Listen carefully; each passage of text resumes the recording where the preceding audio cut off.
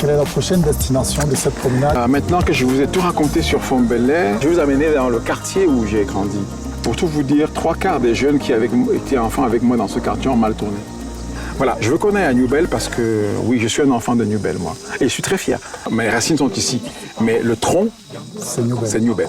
On va à Newbel? Pourquoi je veux qu'on aille à Newbel? Alors, allez, on y va.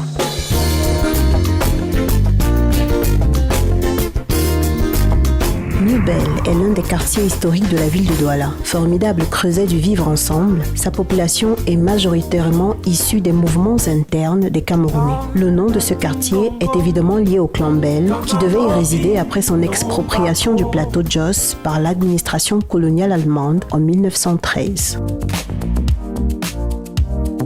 Waouh! Attends, il y avait la barrière, non? Oui. On l'a cassée. Et moi, et que notre maison était ici, on l'a cassée? D'accord. Ok, tu es devenu un monsieur? Ça, c'est ma grande sœur, c'est ma maman, c'est tout. C'était la maison familiale ici, ok? Avec papa, on louait un petit studio ici, mais moi, j'habitais dans la maison, moi, j'étais de la famille. D'ailleurs, je sais que ma chambre était là quand Elle est toujours là. Elle est là. Non, c'est vrai? Donc, au départ, ici, mon père et moi, on louait un studio ici, une chambre et un salon. C'était un truc, un cagibi, même pas de plafond. Hein. Ouais. C'était juste la toiture. D'ailleurs, je me rappelle, parce que mon père était douanier et il travaillait toujours dans des coins bizarres. Donc, il dormait, il rentrait à la maison 1 jour sur 3. Donc, je dormais tout souvent seul.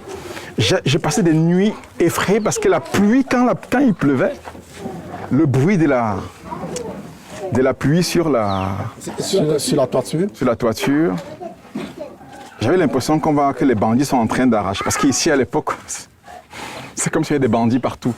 Mais évidemment, j'étais ado, hein, donc j'avais peur. Donc, je passais des nuits entières sans dormir.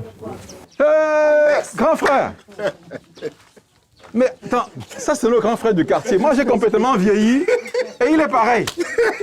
Mais non, comment c'est pas juste. Ce n'est pas juste. Félicitations, comme tu as pensé.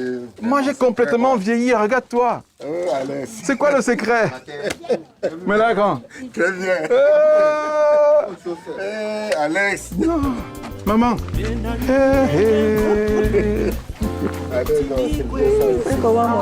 Maman.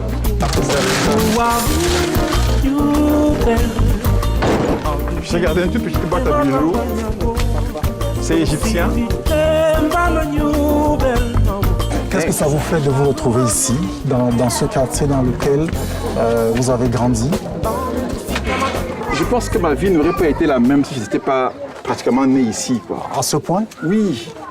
Parce qu'ici, tu côtoies la misère la plus abjecte et les valeurs humaines les plus fortes. L'eau sale, il y avait de l'eau sale qui ruisselait ici. Parce que le quartier était insalubre. Oui. OK? Très insalubre. Mais on réussissait malgré ça à avoir une hygiène de vie collective très, très particulière. On s'asseyait là au-dessus, là, on lisait Camara là et on rêvait. On avait des grands frères du quartier qui veillaient sur nous. Lui, il y avait ici... Claude. Dadou. Claude était là. D'ailleurs, il ressemblait tellement à Wesley Snipes qu'il est venu me voir un jour me demander de le mettre en contact avec lui, tellement il ressemblait. Il y avait la maman des beignets, maman Martine, qui était là. Il y avait... bref. Il y avait une autre maman ici qui faisait un restaurant. Elle cuisinait pour vendre.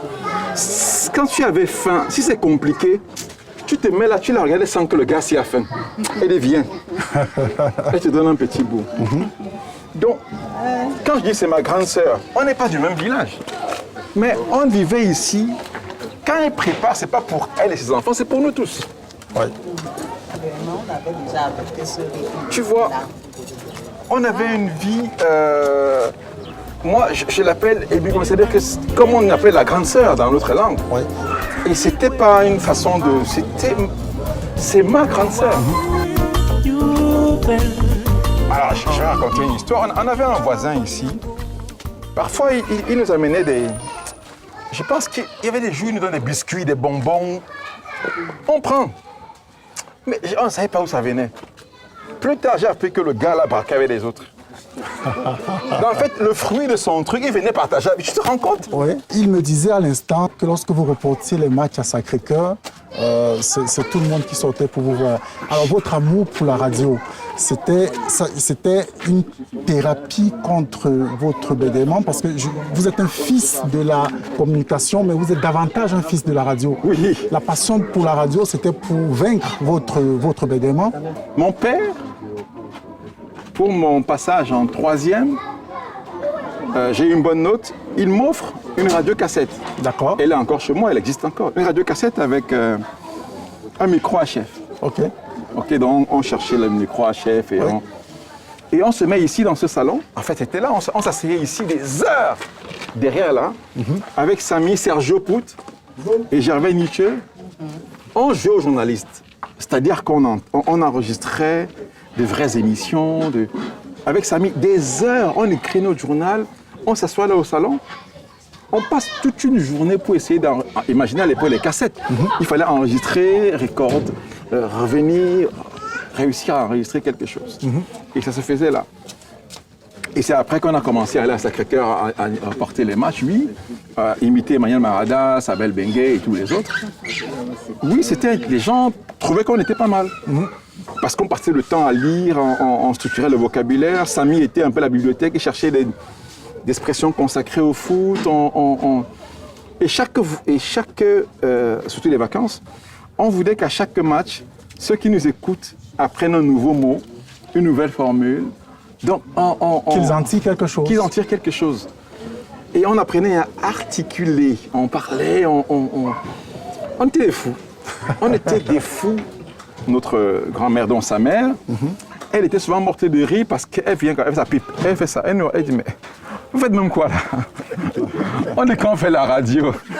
Elle dit, ok, d'accord. Elle va s'asseoir derrière.